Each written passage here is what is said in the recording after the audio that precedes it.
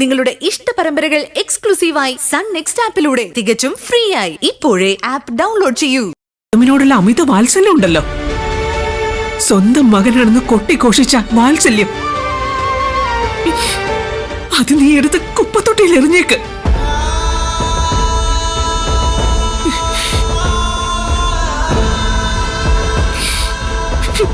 പാവന്റെ മോൻ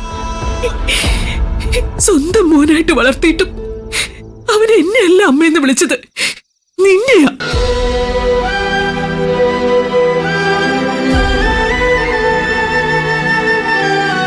നോക്ക് വസു, നീ ഇനി എന്തൊക്കെ പറഞ്ഞാലും ശിവാനിയെ ഈശ്വരമംഗലത്തെ മരുമകളായിട്ട് ഞാൻ വാഴിക്കുമെന്ന് നീ കരുതണ്ട. അങ്ങനെ നീ സ്വപ്നത്തെ പോലും വിചാരിക്കണ്ട. നിന്നോട് വന്ന് ഇത് വീണ്ടും പറയാൻ തോന്നിയ ഞാനാണ് വിഡ്ഢി. എടുത്തി ശിവാനി അംഗീകരിക്കണമെന്ന് ഞാൻ ഏട്ടത്തിയോട് അപേക്ഷിച്ചതോ യാചിച്ചതോ ഒന്നുമല്ല, ഓർഡർ തന്നതാണ്. എന്റെ ആജ്ഞയാണ്.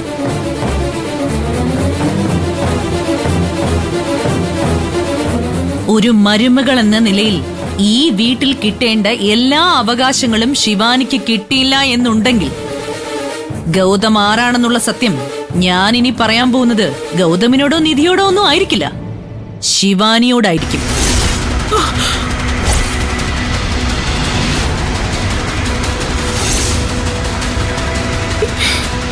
ഒന്നും അറിയാതെ തന്നെ ശിവാനി സ്വത്തിന്റെ ഭാഗം ചോദിച്ചു തുടങ്ങി.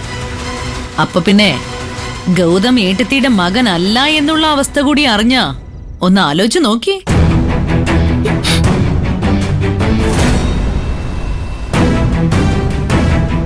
അത് ഓർക്കുമ്പം തന്നെ പേടി തോന്നുന്നുണ്ടല്ലേ?